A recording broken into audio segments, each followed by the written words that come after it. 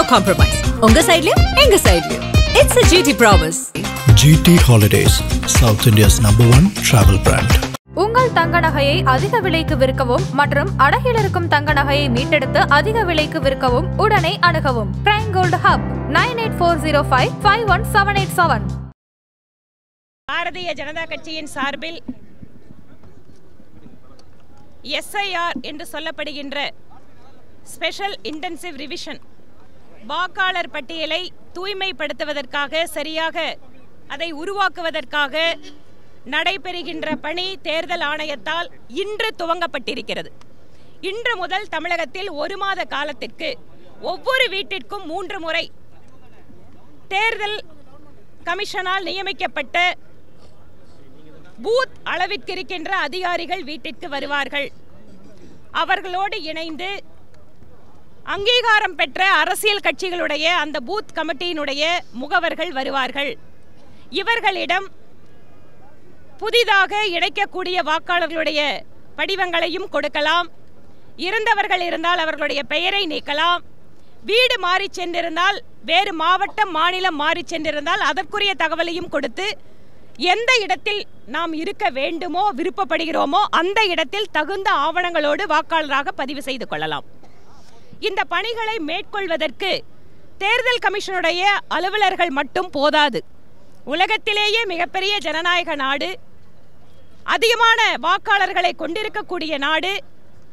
வாக்காளர் பட்டியல் என்பது நம்முடைய ஜனநாயகத்தினுடைய முதுகெலும்பானது. இதை சரியாக நாம் உருவாக்கினால் நம்முடைய ஜனநாயகத்திற்கு மேலும் பலம் சேர்க்கும் என்கின்ற வகையில் ஒவ்வொரு அரசியல் கட்சிகளும் இதில் தீவிரமாக ஈடுபட போகிறார்கள், ஈடுபட வேண்டும் என்பது எங்கள் கோரிக்கை. தமிழகத்திலே SIR-ஐ நிறைவேற்றக்கூடாது என்று திமுக கூட்டணி கட்சிகள் பேசினார்கள். பீகாரிலே SIR வந்தபோது காங்கிரஸ் கட்சி உச்சநீதிமன்றத்தை நாடினார்கள். ஆனால் உச்சநீதிமன்றம் இதில் தலையிட மறுத்துவிட்டது. இப்போது தமிழகத்தில் திராவிட முன்னேற்ற கழகம் மற்றும் கூட்டணி கட்சிகள் முதலிலே வேண்டாம், முடியாது என்று சொல்லிவிட்டு இப்போது அவர்களுடைய அரசியல் கட்சியினுடைய நிர்வாகிகளும் இந்த பணியில் தங்களை ஈடுபடுத்திக் கொண்டிருக்கிறார்கள். எதற்கு இப்போது அவசரம் என்று கேட்கிறார்கள். தேர்தல் வரப்போகிறது. இந்த தேர்தலில் ஒரு தூய்மையான வாக்காளர் பட்டியலை, எந்தவித குழப்பங்களுக்கும் இடமில்லாத ஒரு வாக்காளர் பட்டியலை உருவாக்கினால் தேர்தல் என்பது நியாயமானதாக இருக்கும். இதற்கு தேர்தல் ஆணையத்திற்கு அத்தனை பேரும் ஒத்துழைப்பு கொடுக்க வேண்டும். இதற்கு முரண்டு பிடிப்பதோ அல்லது ஒத்துழைப்பு கொடுக்காமல் இருப்பதோ, அரசாங்க மட்டத்தில் வேண்டிய உதவிகளை செய்யாமல் இருப்பதோ அரசியலமைப்பு சட்டத்திற்கு எதிரானது. இதை மனதில் வைத்துக்கொண்டு இங்கு இருக்கக்கூடிய தமிழக அரசு தங்களுடைய சித்தாந்தங்கள் என்னவாக இருந்தாலும் அதை ஒதுக்கி வைத்துவிட்டு தேர்தல் ஆணையத்திற்கு தகுந்த ஒத்துழைப்பை கொடுக்க வேண்டும் எனவும் கேட்டுக்கொள்கிறோம். இன்று எங்களுடைய சட்டமன்ற தொகுதிக்கு பொறுப்பாளர்கள் நியமிக்கப்பட்டு அவர்களுக்கான பயிற்சி முகாம் சென்னையில் நடைபெற்று முடிந்திருக்கிறது. இந்த தொகுதியினுடைய பொறுப்பாளர்கள் வாயிலாக எங்களுடைய ஒவ்வொரு பூத் முகவர்களுக்கும் தகுந்த பயிற்சிகள் கொடுக்கப்பட்டு இந்த பணியிலே வருகின்ற 1 மாத காலமும் தங்களை தீவிரமாக ஈடுபடுத்திக் கொள்வதற்கான ஏற்பாடுகளை செய்து கொண்டிருக்கிறோம். நேற்று நீங்கள் எல்லாரும் பார்த்திருக்கலாம், கோயம்புத்தூரிலே ஒரு கல்லூரி மாணவி ஒரு கொடுமையான விதத்தில் பாலியல் வன்கொடுமை செய்யப்பட்டிருக்கிறார். அந்த சம்பவத்தை படிக்கின்ற யாரும், கேள்விப்படுகின்ற ஒவ்வொருவருக்கும் மனதை உலுக்குகின்ற ஒரு செய்தியாக அது இருக்கிறது.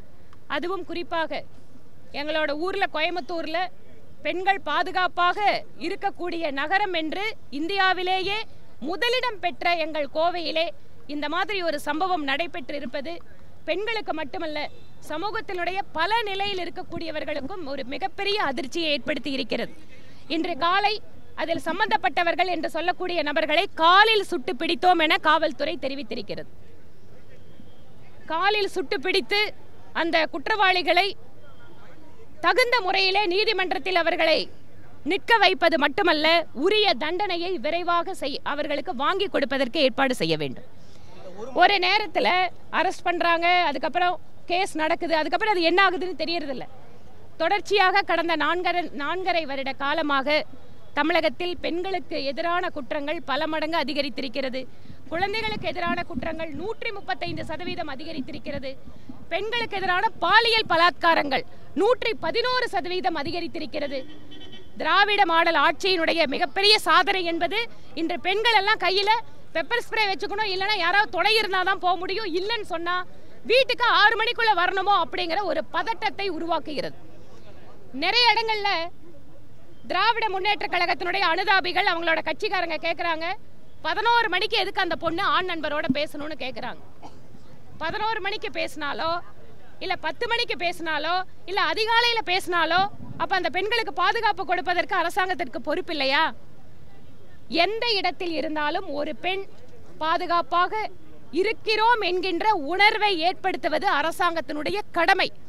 அதனால் அவங்க ட்ரெஸ் சரியில்லை, அவங்க நடத்த சரியில்லை, இதுவல்ல பதில். ஏனென்றால் தொடர்ச்சியாக இந்த மாதிரி குற்றவாளிகளுக்கு ஆதரவாக இருப்பது யார் என்று பார்த்தால் திராவிட முன்னேற்ற கழகத்தில் அதிகாரத்தில் இருப்பவங்க தான் அவங்களுக்கு பின்னணியில் இருக்காங்க. அதனால தான் யாருக்கும் பயம் இல்லாமல் இருக்கு. இன்னைக்கு காவல்துறையில் இருக்கிற ஒரு பெண் அதிகாரி மேலேயே கை வைக்க முடியுங்கிற ஒரு தைரியம் திமுக காரங்களால தான் வந்திருக்கு. நாங்க ஆட்சியில் இருக்கோம், எங்க கிட்ட அதிகாரம் இருக்குங்கிறதுக்காக காவல்துறையில் இருக்கின்ற பெண்களுக்கு கூட இடையூறு செய்கின்ற, அவர்களுக்கு தொந்தரவு கொடுக்கின்ற ஒரு அரசு இது வேடிக்கை பார்க்கின்ற அரசாக இருக்கிறது. அதனாலதான் இன்னைக்கு சாதாரண பெண்கள் மீதான குற்றம் இவ்வளவு அதிகரித்திருக்கிறது.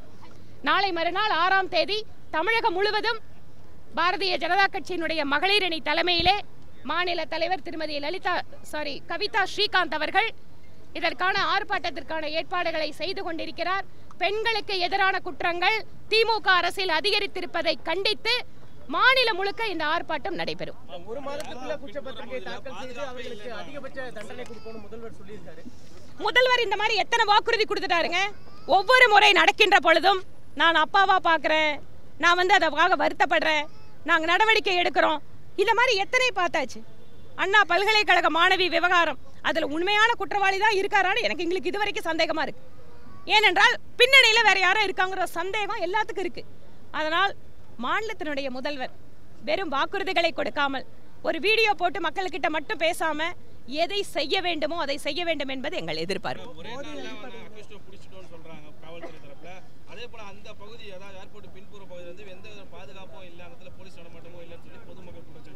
கரெக்ட் தாங்க. பொதுமக்கள் அந்த இடத்துல நேற்று நான் அந்த இடத்துக்கே போயிருந்தேங்க. அந்த இடம் முழுமையா ஏதோ காடு தள்ளி இருக்கிற இடம் இல்லை, ஒரு குடியிருப்பு பகுதியோட இன்னொரு பகுதி. அந்த இடத்துல கிரிக்கெட் விளையாடுறதுக்கான பசங்க இருக்காங்க, கிரிக்கெட் கிரவுண்ட் இருக்கு, விளையாடுறாங்க. அது மட்டும் இல்ல, அந்த பகுதியில போக்குவரத்து அனுமதிக்கப்பட்டிருக்கிறது.